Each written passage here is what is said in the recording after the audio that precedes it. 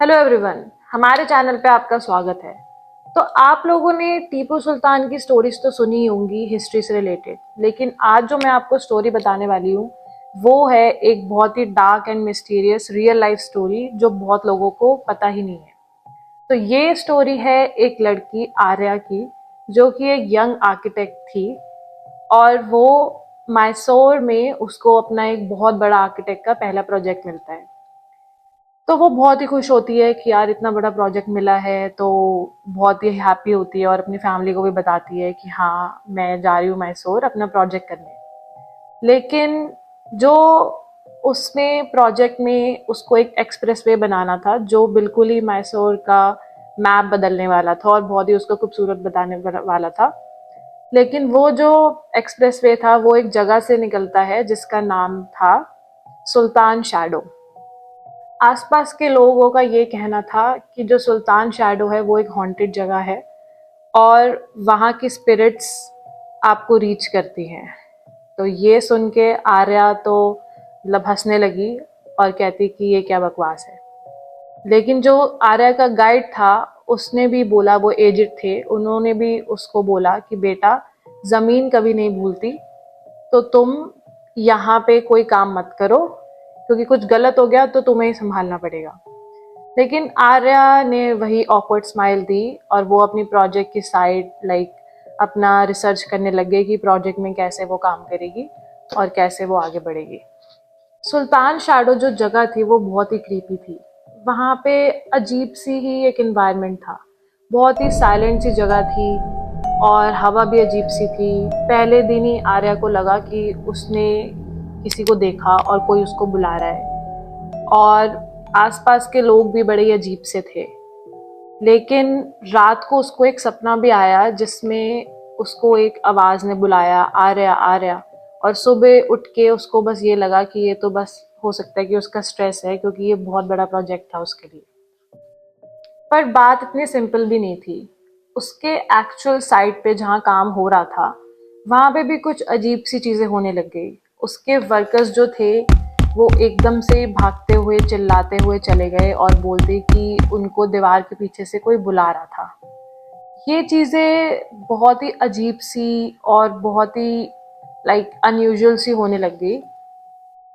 और एक रात जब आर्या लेट तक काम कर रही थी तो उसको एक अजीब सी शैडो दिखी एक आदमी की, जो जिसने फटे हुए कपड़े पहने हुए थे और जो बहुत ही अजीब सा था और डोरवे पे खड़ा हुआ था। और उसकी आंखें इतनी खतरनाक लगी आर्या को कि वो एकदम से घबरा गई और उसकी लैपटॉप की स्क्रीन भी फ्लिकर करने लग गई और उसका लैपटॉप बंद हो गया और एकदम से वो ऑन होते हुए उस पर लिखा हुआ आया कि छोड़ दो यहाँ, ये हमारी जगह है।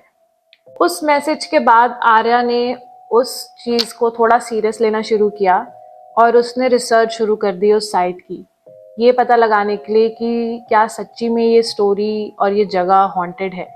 क्या सच्ची में ऐसा कुछ हुआ था पुरानी हिस्ट्री में कि जो खतरनाक हो सकता है और हो सकता है कि आगे और ही कुछ प्रॉब्लम हो जाए। रिसर्च करने के बाद आर्या को ये पता लगा कि ये जगह टीपू सुल्तान के ज़माने में बहुत ही हैपनिंग थी। लेकिन जो कुछ लोकल लीडर्स थे जिन्होंने टीपू सुल्तान को बिट्रे किया था, उन्होंने उनकी सैक्रेड लैंड को बेच दिया था।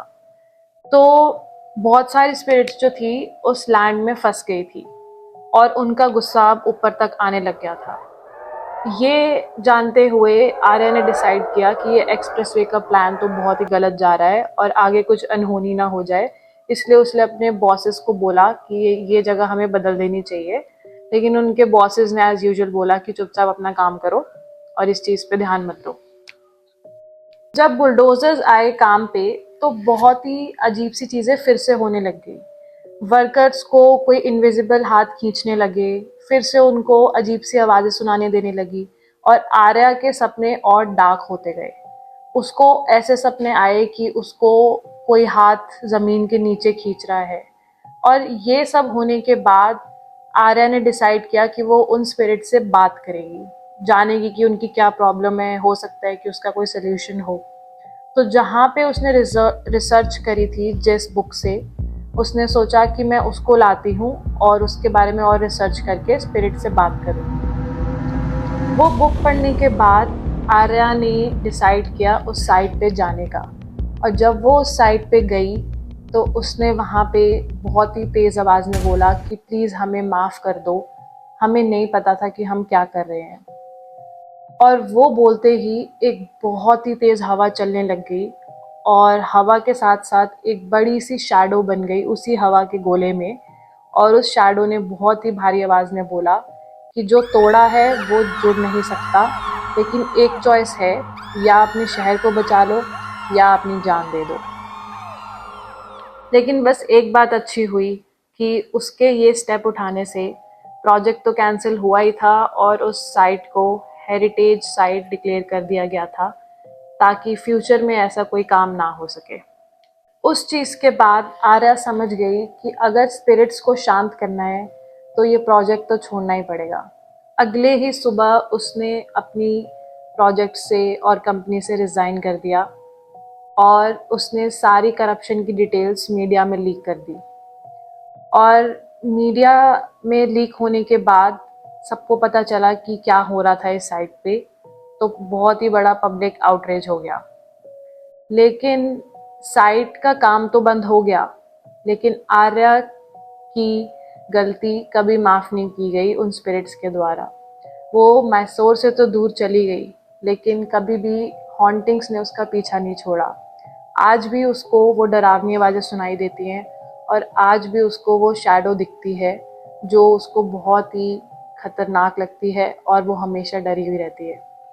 आज भी सुल्तान शैडो अनटच्ड है, लेकिन कुछ लोगों का कहना है कि आर्या उनकी हीरो है। लेकिन और भी कुछ लोग हैं जो कहते हैं कि आर्या के साथ कुछ और ही हुआ था, क्योंकि उन्होंने आर्या को अभी भी उन स्ट्रीट्स में सुल्तान शैडो के एरिया में टहलते हुए देखा है।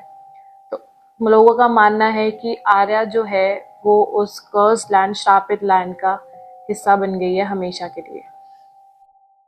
तो ये थी एक real life story Tipu Sultan shadow की, जो कि मैसूर कर्नाटका में आज भी है। अगर आपको ये स्टोरी अच्छी लगी तो लाइक ज़रूर करें और आगे फ्यूचर में और ऐसी रियल लाइफ हॉरर स्टोरीज़ के लिए सब्सक्राइब करना ना भूलें। Thank you.